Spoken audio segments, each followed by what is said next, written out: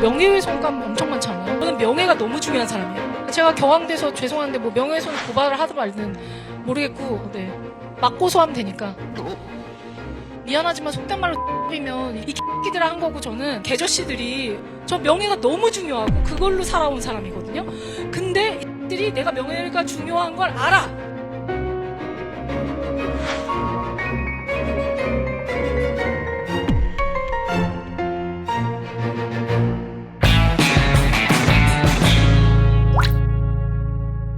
무슨 얘기든 이 집에서 들으면 더 맛있습니다. 귀에 빡빡히게 설명하는 이슈 맛집 귀의 빡종원입니다. 최근에 재밌는 사건이 하나 있었어요.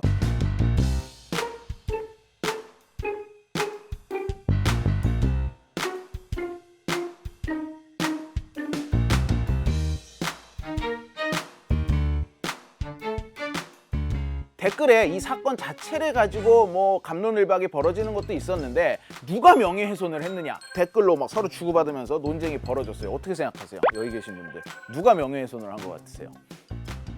가게 주인이 좀 더 명예훼손 쪽에 가깝지 않나. 저도 그 가게 사장님이 조금 더 잘못했다고 생각하는 게, 그런 신상 정보를 밝히는 데 있어서 조금 더 가게 쪽이 명예훼손을 하지 않았나 싶습니다. 각자의 명예가 얼마나 있는지가 사실 잘 모르겠고, 모욕죄에 좀 더 가깝지 않을까. 리뷰를 쓰고 하는 이 행동이 굉장히 우리 일상 속에 깊숙이 연관이 되어 있는, 정말 숨쉬듯이 접하는 일 중에 하나가 됐단 말이에요. 특히 뭐 배달앱도 있고 뭐 인터넷에 쇼핑 후기도 있고, 너무 리뷰를 쓸 수 있는 공간도 많고, 그리고 이 리뷰 중에 좀 자극적이거나 뭔가 좀 재미를 유발할 만한 거는 인터넷 게시판에 확 퍼지고, 이게 거꾸로 언론을 타고 또 나오면서 일이 이번 김법지 사건처럼 커지는 일도 우리가 매일매일 보고 있단 말이죠. 이러다 보니까 리뷰를 쓰는 걸 가지고도 명예훼손이 성립이 되냐 안 되느냐 얘기가 많아요. 자, 오늘은 그래서 이 명예훼손과 관련된 얘기를 한번 해보려고 합니다.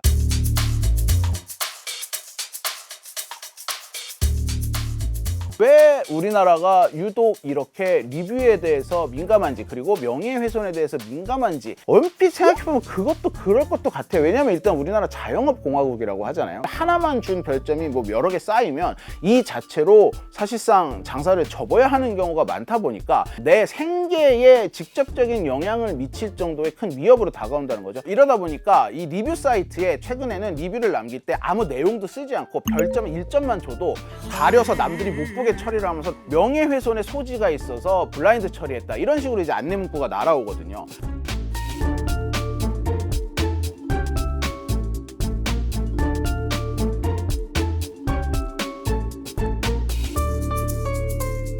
우리나라의 이 명예훼손이라는 게 다른 나라에서는 보지 못할 정도로, 나도 언젠가 누구든 명예훼손을 한번 걸 수 있다는 생각을 가지고 있고, 명예훼손으로 뭐든지 해결할 수 있을 것 같은 어떤 이런 사회 분위기, 특이한 분위기입니다, 아주. 그런데 명예라는 거는 솔직히 측정을 할 수가 없잖아요. 나의 명예는 내가 결정하는 게 아닌 내 주변 사람들의 머리에 있는 거고, 계량화를 할 수가 없는데, 이 명예가 얼마나 훼손이 됐는가를 판결을 하는 판사 역시 사람이란 말이죠. 이러다 보니까 같은 사건을 놓고도 판결이 막 바뀌어요. 그래서 리뷰를 달 때 어떻게 달아야 유죄가 되고 어떻게 달아야 무죄가 될지에 대해서는 그때그때 바뀔 수도 있다. 굉장히 애매하죠. 다시 얘기로 돌아가서 보자면, 이 김밥집 사건의 경우 이 김밥집의 이름을 공개를 한 것이 명예훼손에 해당이 하느냐, 이걸 이제 제가 현직 변호사들을 만나서 얘기를 들어봤습니다. 일단 기본적으로 명예훼손을 따지는 기준이 세 가지인데, 공연성, 특정성, 그리고 비방의 목적이 있느냐, 세 가지를 따집니다. 그러니까 공연성은 뭐 잘 아시다시피 다수의 사람들이 볼 수 있느냐, 그러니까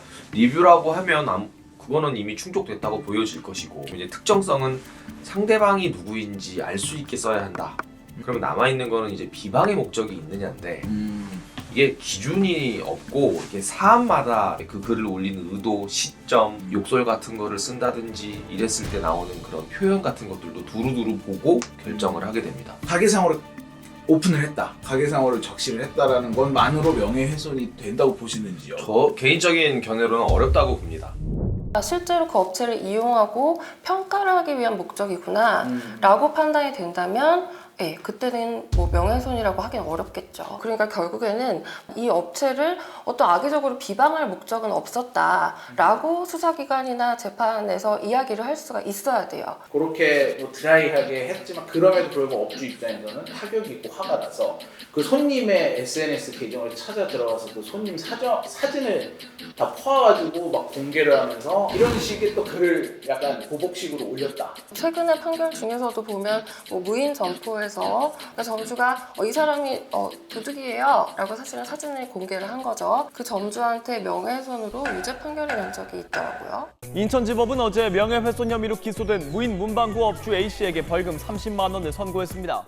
이게 돌고 돌면서 양쪽 다 죄가 성립할 수 있는 가능성은 충분히 있어 보여요. 사회적 낭비로 이어질 수도 있는 부분인 것 같아요. 되게 피폐해지고. 피폐합니다. 네.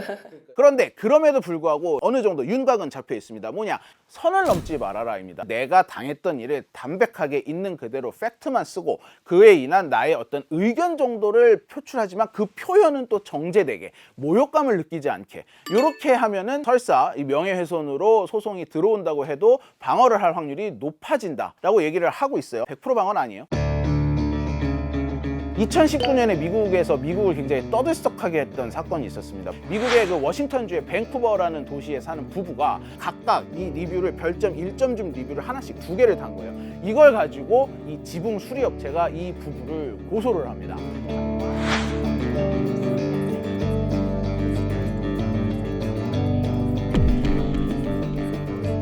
Honestly, I cried immediately. I was terrified. I can't afford a lawyer. I can't afford to pay $112,000 and I don't want to file for bankruptcy.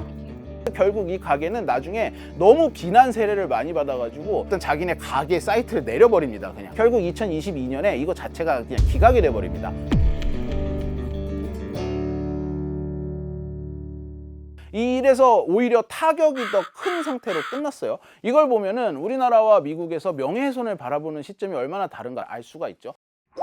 사실 이번 김밥집 같은 경우는 1인 자영업자란 말이에요. 이런 분위기를 타고 대기업도 이런 행태를 많이 벌인다는 거죠. 불만이나 이런 리뷰가 달리면 한쪽으로는 블라인드 처리를 해서 즉각 리뷰를 못 보게 막으면서 이 쓴 사람한테 내가 명예훼손을 걸면은 형사처벌까지 받을 수 있다 이런 식으로 해서 내려라 라고 내용 증명 같은 걸 보내는 이거 협박이죠 사실은. 이러다 보니까 소상공인이나 이런 힘없는 자의 이 리뷰 한 줄로 인한 불편을 보호를 받을 수 있는 장치가 잘 돼 있다라고도 볼 수 있지만 또 한편으로는 이 소비자의 당연한 권리가 침해를 받고 있다라고도 볼 수 있는 어떤 이중적인 면이 상존을 하면서 계속해서 명예훼손에 대한 논란을 증폭시키는 형태로 가고 있다. 이게 현재 대한민국의 모습이다라고 볼 수가 있을 것 같습니다. 그냥 사회 전반적으로 다양한 분야에서 명예훼손을 내걸고 있다는 느낌을 받거든요. 이게 사실 뭐 제가 리뷰 얘기를 한참 했습니다만 이게 아니더라도 명예훼손 관련된 얘기는 계속 많아요. 얼마 전에 있었던 사건이죠. DJ가 음주 사망 사고를 낸 사건이었어요. 뭐 유명 DJ라고 하는데 그런데 이 당시에 이 DJ가 유명인이라고 하니까 인터넷에 이 누군지 누가 올렸어요. 실명을. 그랬더니 바로 댓글이 얼른 내려라. 실명 올리면은 사실적시 명예훼손으로 고소될 수 있다. 그러니까 우리나라는 목숨보다 명예가 소중한 나라니까 얼른 내려라. 뭐 이런 식의 댓글이 굉장히 많았던 기억이 납니다. 뭐 이건 사실이 아닙니다. 음주운전의 경우가 더 중한 처벌을 받는 건 맞아요. 명예훼손을 해서 실형을 선고받는 경우는 극히 드뭅니다. 그런데 이런 말이 나온 이유는 있어요. 그만큼 모든 사람이 명예훼손에 민감하다는 뜻이거든요. 이러다 보니까 우리나라의 명예훼손으로 인한 고소 건수가 기하급수적으로 증가를 하고 있어요.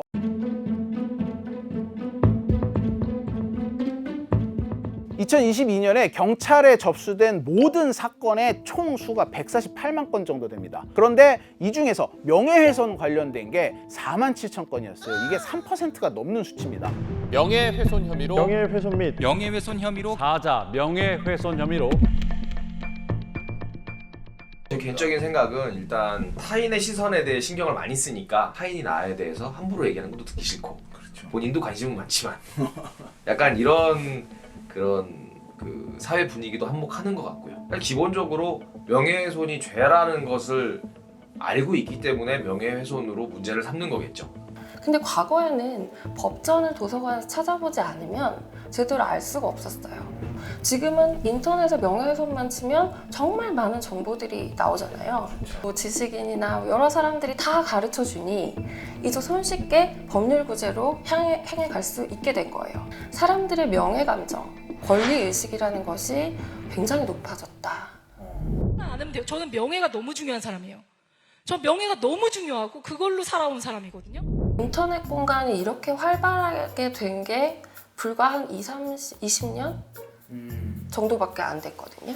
근데 이게 어떤 영향을 미쳤냐면 단순히 우리 가족들과 나눈 이야기냐 아니면 이게 많은 사람들에게 전파될 수 있는 가능성이 있는 그런 공간에서 한 이야기냐에 따라서 죄가 성립하는지 안 하는지가 달라지거든요. 공연성 요건이 너무 편하게, 그러니까 쉽게 만족이 되는 겁니다. 근데 여기에 기름을 부은 거는 변호사 수의 증가.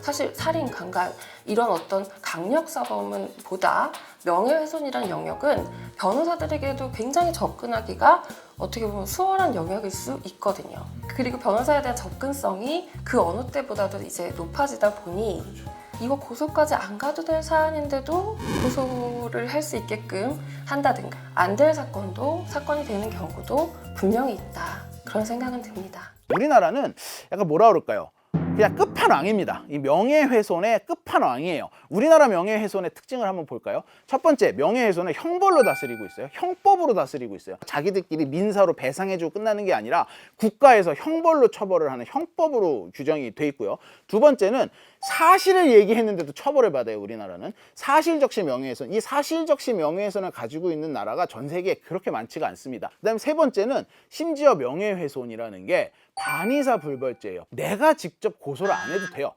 다른 사람이 나를 대신해서 고발을 해줄 수가 있는 게 반의사 불벌죄예요. 아니 내 명예가 훼손된 걸 왜 딴 사람이 이거를 분개를 해가지고 고발을 해주냐 이거죠. 그래서 이거에 대해서도 말이 많습니다. 마지막으로 사자 명예훼손. 사자 명예훼손이 있는 나라도 거의 없거니와 우리나라에서 사자 명예훼손은 이 살아있는 사람에 대한 명예훼손보다 더 강하게 처벌을 받는 경향이 있어요.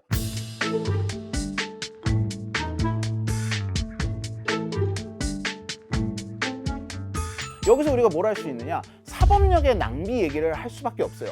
왜냐하면 이게 정말 명예훼손이라는 게 어떤 말 한마디, 글 하나, 물론 이 말 한마디가 칼보다 강할 때도 있고 이 키보드 워리어라고 해가지고 정말 이 키보드로 사람을 죽이는 뭐 이런 나쁜 사람들도 있지만 다른 큰 사건도 많은 상황에서 말 한마디와 글 하나로 벌어지는 이 수사력과 어떤 국가 예산, 그 다음에 공권력의 낭비가 너무 큰 게 아니냐 이런 논의들이 법조 전문가들 사이에서 나오고 있어요. 속된 말로 내가 기분이 나쁘니까 명예훼손이야 그런 상담이 꽤 돼요. 경찰 수사관들의 업무가 상당히 폭증해가지고 사건 진행 속도가 상당히 더딥니다 요즘. 전 세계 유례 없이 굉장히 많은 건수의 명예훼손 사건 사고가 벌어지고 있는 이 분위기, 이 문화, 이게 우리나라의 손해가 될까요? 이득이 될까요? 요 얘기는 제가 다음 편에 계속해서 하도록 하겠습니다. 형사처벌을 하고 그 다음에 사실적시를 했을 경우에도 처벌을 하고 내가 아닌 제3자가 나의 명예를 위해서 고발을 해줄 수도 있고 거기에다가 사자 명예훼손의 경우는 강력하게 처벌을 하고 있고 정말 어떻게 보면 빠져나갈 구멍이 없을 정도의 거의 완전체의 모습을 가지고 있는데 우리나라의 이 명예훼손 건수는 해마다 늘어나고 있고 이게 전 세계에서 굉장히 압도적으로 많은 수치입니다. 명예훼손이 이렇게 많다라는 거 이게 무슨 의미일까요? 이게 좋은 걸까요? 나쁜 걸까요? 무슨 얘기든 이 집에서 들으면 더 맛있습니다. 귀에 빡빡히게 설명하는 이슈 맛집 귀의 빡종원입니다. 미국에서 마약이나 총기 사건 때문에 사망을 한 연예인 뉴스는 봤어도 댓글 때문에 사망한 연예인 뉴스는 볼 수가 없어요. 근데 우리나라는 꼭 연예인이 아니더라도 민간인들도 댓글 때문에 스트레스 받다가 사망하는 경우가 굉장히 많아요. 이러다 보니까 형벌로 다스려야 된다라는 얘기를 하고 있지만 그게 몇 건이나 되냐 이거예요. 공권력에 지나친 낭비를 가져온다라는 문제가 제기가 되고 있어요.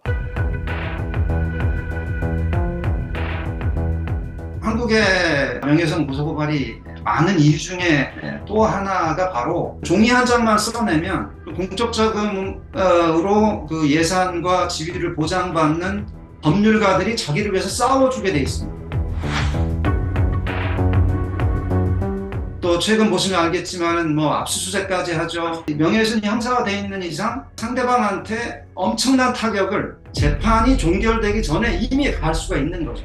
무혐의가 나서 처벌을 받지 않는다고 해도 검찰 캐비넷이라는 얘기 많이 하잖아요. 검찰 캐비넷에 내가 갖고 있던 핸드폰과 이 내 하드디스크 내역이 한 6년치, 7년치가 고스란히 들어가게 되는 거예요.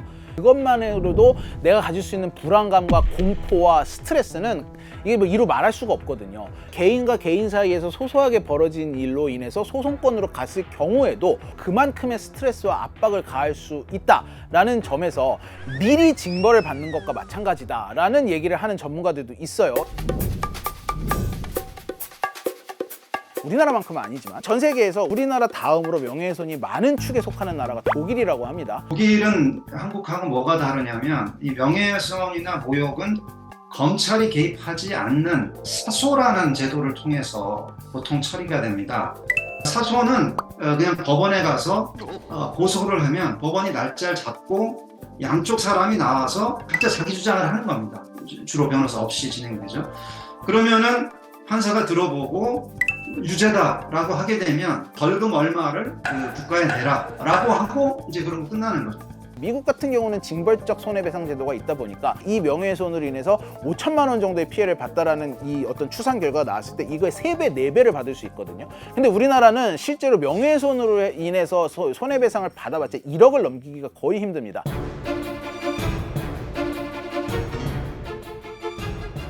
우리나라의 사실적시 명예훼손을 계속해서 유지를 해야 될 것이냐라는 논쟁은 끊임없이 벌어지고 있어요. 실제로 꼭 필요하게 알아야 할 정보를 알 수 없다라는 이유 때문입니다. 지존파 아세요? 지존파? 아무도 모르시나? 지존파가 굉장히 우리 사회에 큰 충격을 던진 사건이었는데 연쇄살인범들이었거든요. 근데 그냥 신원 다 깠어요. 이름 다 까고 뭐 다 깠습니다. 김기환 피고인 등 지존파 일당 6명에 대한 사형이 구형됐습니다. 근데 현재 우리나라의 언론은 아카이브로서의 기능을 전혀 하지를 못합니다. 흉악범죄가 벌어졌을 때 지금 국가기관에서 이 사람의 머그샷을 공개할지 말지를 회의를 해서 공개를 하잖아요. 이게 2000년대 초반 들어오면서 김모 씨, 뭐 이모 씨 이런 식으로 바뀌다가 요즘은 아예 성씨도 표시를 못해요. 그냥 A 씨, B 씨래요. 그러니까 나중에 뭐 기사도 이해도 못하겠더라고요. 얼마나 코미디입니까 이게. 이러다 보니까 요즘 무슨 현상이 벌어지고 있습니까? 20대 피의자의 구체적인 신상 정보가 온라인에 공개됐습니다. 여자친구를 살해한 피의자 A씨가 지난 2017년 수능 만점을 받은 뒤 했던 인터뷰 기사가 한 온라인 커뮤니티에 올라갔습니다. 유튜버들이 까는 거예요. 이제 알 권리가 침해가 된 거를 이런 일부 유튜버가 그 포인트를 노려가지고 터트려주는 거죠. 미국이 사실 고소고발의 나라잖아요. 근데 거기는 우리나라보다 많지 않나요? 실제로 미국에서 제가 특파원 생활하면서 뉴스를 봤을 때 명예훼손 사건이 진행되면 굉장히 크게 뉴스가 나올 정도로 보기가 힘들어요. 미국에서는. 미국은 알 권리에 대해서 그다음에 표현의 자유에 대해서 이 명예훼손보다 더 큰 가치를 부여하고 있는 정서와 문화가 있고 그 실제로 한 예를 들 수가 있는데 텍사스의 한 도시에서 교육감이 공청회를 하는 시간이 있었어요. I was bullied, unbelievably bullied. I had nobody in the school system to help me. Is that the way this is going to be? Lance, you were the one that shoved my head in the urinal. Thank you. 우리나라 같았으면 어떻겠습니까? 물론 교육감 자리를 유지하지는 못했겠지만 나중에 교육감에서 내려온 후에 은근슬쩍 명예훼손, 고소고발, 손해배상 다 거는 경우가 우리나라 많죠. 미국에서는 그런 일이 벌어지지 않았어요. 학폭 피해자로서 이제 가해자들에 대한 이런저런 얘기, 신상도 어느 정도 말씀도 하시고 그랬는데 사실적시 명예훼손으로 고소당하셨잖아요. 그렇죠. 학폭 사건 같은 경우에 그 피해자가 이렇게 얘기하는 것 자체가 명예훼손으로 인정이 된다라는 거는 혹은 명예훼손으로 고소가 된다라는 거는 조금 사실적시 명예훼손이 꼭 있어야 되나라는 생각이 드는 사례였죠. 이러다 보니까 UN 인권위원회에서도 특히 사실적시 명예훼손을 문제 삼아가지고 폐지할 것을 권고하기도 했고요. 미국 국무부가 매년 전 세계 인권 보고서를 발간을 하거든요. 이 우리나라 인권에 대한 지적 중에 올해에도 어김없이 사실적시 명예훼손이 이 지나치게 표현의 자유를 위축시킨다라고 미국 국무부가 적었어요. 그럼 독일에도 혹시 사실적시 명예훼손이 있나요? 우리나라처럼? 독일은 사실적시 명예훼손이 없습니다. 근데 이 사실적시 명예훼손이 있는 나라가 놀랍게도 우리 바로 옆에 일본이에요. 그런데 문제는 일본은 이게 법 조문에 있기는 하지만 거의 사문화돼 있어요. 이걸로 인해 처벌을 받는 사람이 사실상 없다고 보시면 됩니다. 이것 때문에 국회에서도 이 사실적시 명예훼손만큼은 폐지를 해야 된다라는 얘기가 많이 나오고 있거든요. 여러 번 국회에서도 논의가 됐었고 그 다음에 헌재에서도 갔었는데 이게 굉장히 아슬아슬하게 5대4로 나왔어요. 인터넷에 올린 글이 사실이라고 하더라도 남을 비방할 목적으로 올렸다면 처벌받아야 한다는데 헌법재판소가 합헌 결정을 내렸습니다. 이 사실적시 명예훼손 하나만 없어져도 표현의 자유가 보장을 받을 수 있다. 그리고 무엇보다 이게 형법으로 적용이 되다 보니까 공권력이 이게 사실이든 거짓이든 상관없이 전부 투입이 돼야 되는데 이런 사법력의 낭비도 막을 수 있다. 어떤 이런 여러 가지 순효과에 대한 기대감이 나오고 있습니다. 우리나라 명예훼손제도의 또 다른 특징, 제3자가 나의 명예를 위해서 대신 고발을 해줄 수 있는 단의사불벌죄라는 점. 근데 잘 생각해 보세요. 나의 명예를 위해서 누군가 이 법적으로 이거를 고발을 해줄 수 있는 사람이 어떤 사람일까요? 주로 돈이 굉장히 많거나 아니면 나를 지지해주는 확실한 나의 지지층이 있는 유명한 연예인이라거나 사회적으로 지위가 되는 사람들이 이런 혜택을 누릴 확률이 굉장히 높습니다. 이러다 보니까 권력자에 의해 악용이 될 소지가 많다라는 지적이 나오고 있어요. 미국 연방대법원이 또 하나의 판결을 내는데 이 게리슨 대 루이지애나 판결입니다.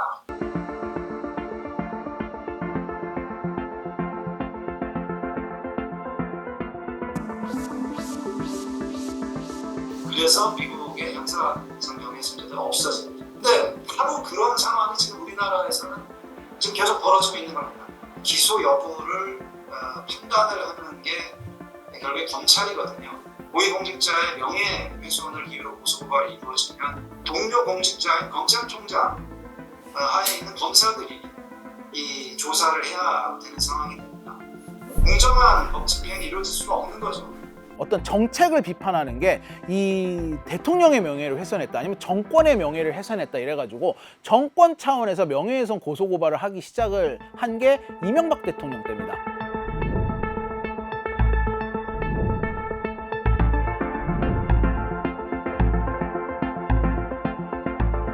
그 다음에 지금 윤석열 정권 들어서도 마찬가지로 이 정권의 차원에서 벌어지는 명예훼손 고소고발 건수는 계속해서 이어지고 있어요. 트럼프 대통령의 사례를 한번 들어볼게요. 트럼프만큼 언론하고 많이 싸운 대통령을 보기가 힘들죠. 이렇게 언론과 각을 세운 트럼프 대통령이 최소한 뭐 CNN이라든가 한두 군데는 고소고발을 했겠지라고 막연하게 생각을 하는 분도 있을 수도 있는데 찾아보시면 아시겠지만 없습니다. 근데 이제 약간 우리나라는 이게 점점 명예훼손으로 거는 그 대상의 폭도 점점 넓어지고 있는 양상을 보이고 건수도 꺾이기는커녕 오히려 점점 뭐 늘어난다거나 이런 추세를 보이고 있다 보니까 굉장히 강력한 명예훼손 제도를 가지고 있는 나라에서 얼마든지 권력자가 명예훼손을 명분으로 여론을 주무를 수 있구나, 여론의 입막음을 할 수 있구나 라는 우려가 전 세계에서 나오고 있는 현실입니다.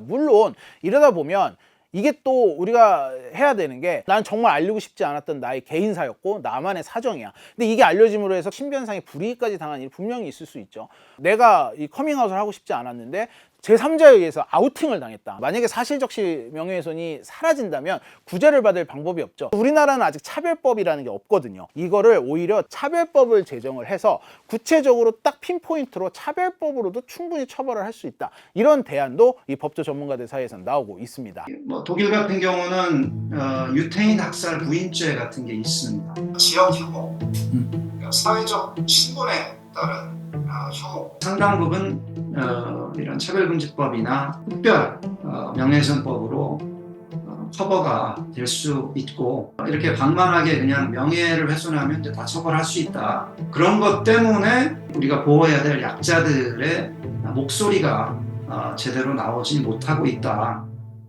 이렇게 생각을 합니다. 누가 서민들이 300만 원 들여가지고 고소고발 같은 거 하겠어요? 진짜 약자들은 그 300만 원 없어서 고소고발 못 하고요. 명예훼손이 사회적 약자를 이렇게 두루두루 보호해주고 있다는 것은 저는 착각이라고 생각을 합니다. 이 댓글창에서는 누군가를 저격하는 글이 올라오고 명예훼손이 해당이 되느냐 안 되느냐에 대한 논란이 일어나고 지금도 벌어지고 있을 거라고 믿습니다. 어떻게 보면 굉장히 이 법조문 하나 때문에 전 국민이 좀 쓸데없는 에너지를 낭비하는 게 아닌가 이런 생각이 들기도 하고, 그래서 뭐가 최선의 방법일까에 대해서 한번 알아봤습니다. 22대 국회에서는 이런 식의 논의가 좀 건설적으로 진행이 돼서 최소한 언론이 아카이브로서의 역할을 하고 소비자가 소비자의 권리를 마음껏 실행할 수 있는 정도의 사회까지는 보장이 됐으면 좋겠다라는 생각을 해봅니다.